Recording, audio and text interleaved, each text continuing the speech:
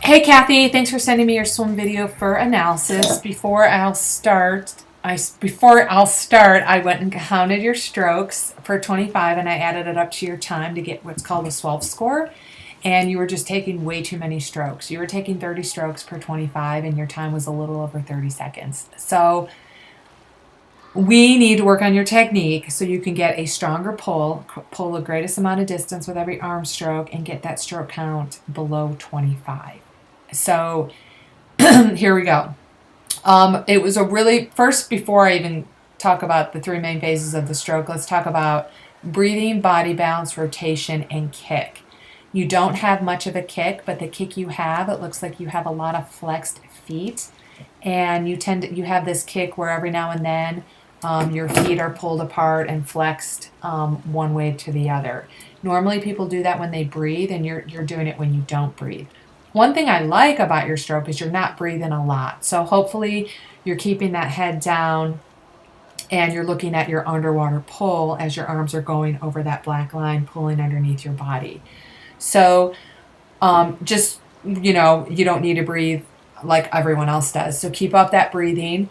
What I liked about your balance is your head was tucked. I think the weight of your body was on your sternum. You tucked your head. You were lifting your legs up.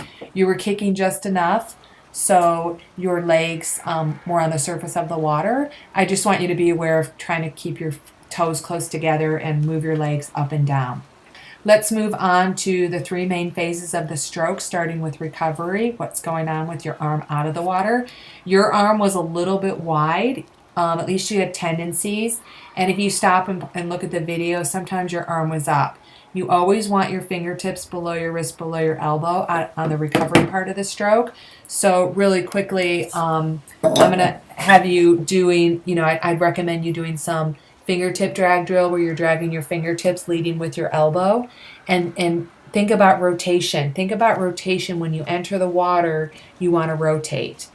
What's really going on is when you enter the water, the opposite arm is pulling, but it's easier to think about rotating as you enter instead of rotating as you're pulling. That's a little bit more complicated for most people to think about. I can tell on your stroke you don't know what to do after you enter.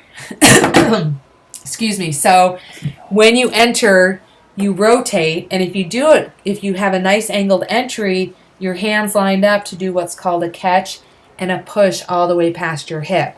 So we want to work on this high elbow catch.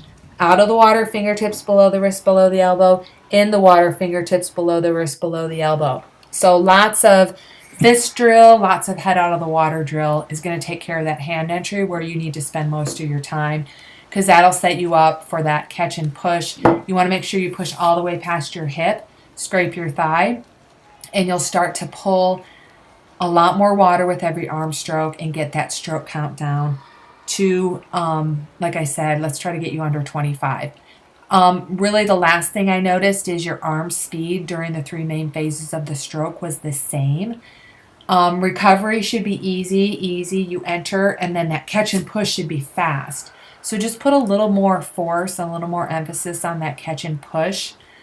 First work on the drills, and then focus on a little bit more catch and push, pull, force.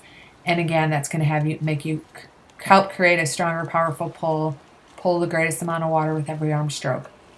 And it should become a little bit less effort for you.